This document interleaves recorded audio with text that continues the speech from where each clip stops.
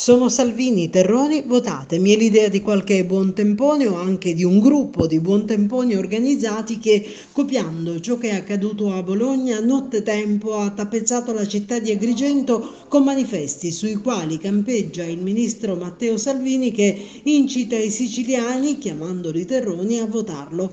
Non a caso parliamo di buontemponi organizzati perché è evidente che il fatto è una chiara presa in giro, un modo provocatorio finalizzato a raccattare qualche distratto consenso da eventuali altrettanti distratti ma altamente improbabili elettori in vista delle imminenti europee. È un nuovo modo di fare politica, discutibile, certamente poco trasparente, a tratti inquietante, se solo consideriamo che il 23 maggio, giorno della memoria del giudice Falcone, anche quello oggi intorbidito dalle polemiche su mafia e antimafia che si mescolano e si confondono, esattamente come quei terroni che si mescolano e si confondono tra gli italiani e vengono utilizzati da quanti, tra opposti estremismi, stupidamente, volendone difendere l'identità, tirano fuori l'epiteto che altrimenti sarebbe già da un pezzo archiviato, ridando allo stesso vigore.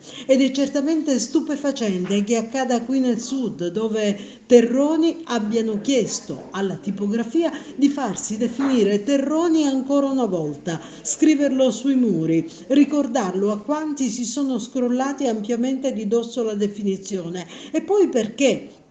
Terrone sa di radici, di terra, di legami con essa, di genuinità, di fatica, di lavoro, di onestà. Dunque, se è così, grazie per avercelo ricordato. E siccome viviamo nell'era delle post-verità, Terrone diventa un valore aggiunto, qualcosa a cui tendere. E così quello di Salvini potrebbe niente po' di meno che trasformarsi in un complimento.